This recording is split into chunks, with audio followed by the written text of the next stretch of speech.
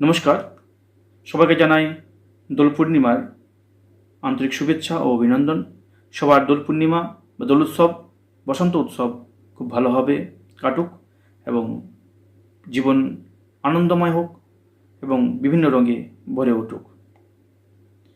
আজকে বিশেষ কিছু কারণে ভিডিওটা তৈরি করছি।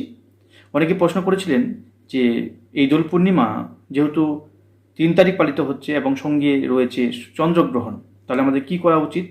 শাস্ত্র বিধান অনুযায়ী সমস্ত কাজই করতে পারবেন।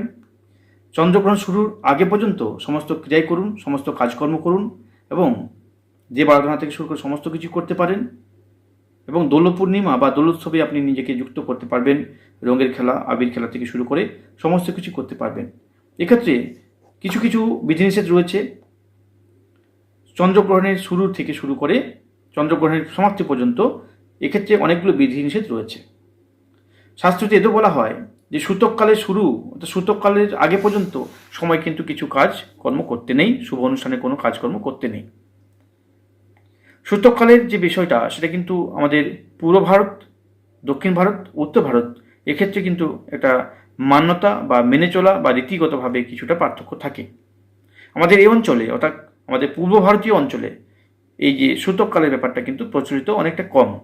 মেনে চলতে পারলে অবশ্যই ভালো, কিন্তু আমাদের যেহেতু রীতিগতভাবে এটা প্রচলন অনেকটা কম থাকার জন্য প্রধান কথা হচ্ছে যে চন্দ্রগ্রহণ চলাকালীন সময়টা অর্থাৎ আগামীকাল অর্থাৎ 3রা মার্চ দুপুর 3:20 থেকে শুরু হচ্ছে যে চন্দ্রগ্রহণ, এটা কিন্তু একটা গুরুত্বপূর্ণ সময় এবং এই চন্দ্রগ্রহণের যে সমাপ্তি সেটা 5:33 পর্যন্ত চলবে।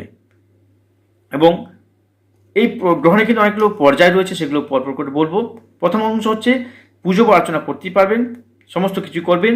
চন্দ্রগ্রহণ শুরুর পরে কিন্তু কোনো পুজো অর্চনা, সংকল্পিত কাজকর্ম করা যাবে না এবং ভোগ আরতি নিবেদন করা যাবে না।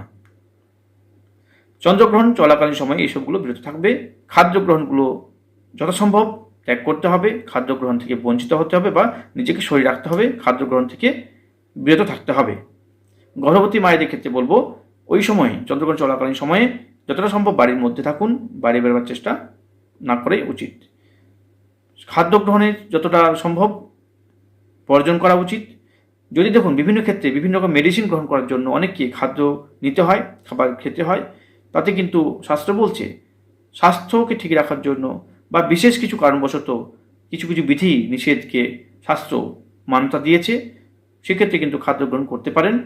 শাস্ত্র বলছে বাচ্চাদের ক্ষেত্রে, খুবই যারা ছোট বা যারা খুবই বয়স্ক তাদের ক্ষেত্রে কিন্তু সেভাবে কোনো শাস্ত্রের বিধান মানার প্রয়োজন থাকে না।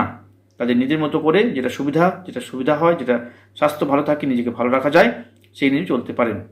যদিও সমস্ত কিছু শাস্ত্রই কিন্তু মানুষের ভালোর জন্য, কল্যাণের জন্য, তাই এগুলো মানে চলতে পারলে অবশ্যই ভালো। কিন্তু যদি দেখা যায় যে এগুলো মানতে গিয়েও আরও অসুবিধা বৃদ্ধি পাচ্ছে, তাহলে কিন্তু শাস্ত্র সেখানে বলেছে যে তাহলে আপনি নিজের মতো যেটা ভালো থাকতে পারবেন সেটাই মেনে চলুন। এক্ষেত্রে আরেকটা কথা বলা যায় যে আগামীকাল যে হোলি উৎসব বা দোল পূর্ণিমা যে পালিত হতে চলেছে, এখানে আবিরের খেলা বা রঙের খেলাতে যুক্ত হবেন কিনা? অবশ্যই হবেন, এটা কোনো বাধা নেই। শ্রী রাধাকৃষ্ণের যে দোলযাত্রা, এতে অবশ্যই অংশগ্রহণ করবেন এবং নিজেদের রঙিন করে তুলুন এবং রোগীর মধ্যে খেলায় যুক্ত হন, কোনো বাধা নেই। তবে চন্দ্রগ্রহণ শুরু হওয়ার আগে পর্যন্ত এটা সমাপ্তি করুন। পারলে পরের দিন 4 তারিখে করতে পারেন।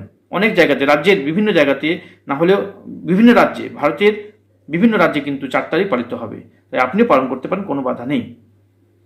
রাতে কোনো পুজো অর্চনা চলবে না, কোনো সন্ধ্যা আরতি হবে না, অর্থাৎ দেবের উদ্দেশ্যে কোনো কিছু কিন্তু নিবেদন চলবে না, সংকল্পিত কোনো পূজা অর্চনা হবে না। এক্ষেত্রে চন্দ্রগ্রহণ বা সূর্যগ্রহণের ক্ষেত্রে বিশেষভাবে কার্যকরী হতে পারে যে কোনো নিজেকে সাধনার মার্গে পৌঁছানো, সাধন ভজন করা, জপ করা, কীর্তন করা, এগুলো অবশ্যই কার্যকর হয়।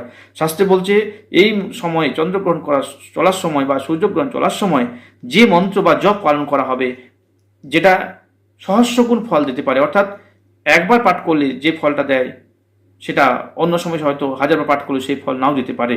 শাস্ত্রে বলছে এই দিনে একবার পাঠ করলে কিন্তু সহস্রগুণ ফল পেতে পারেন, জপ হোক বা আপনার কীর্তন হোক বা ভজন হোক বা গান হোক, সেটা আপনি করতে পারেন, এতে কোনো বাধা নেই।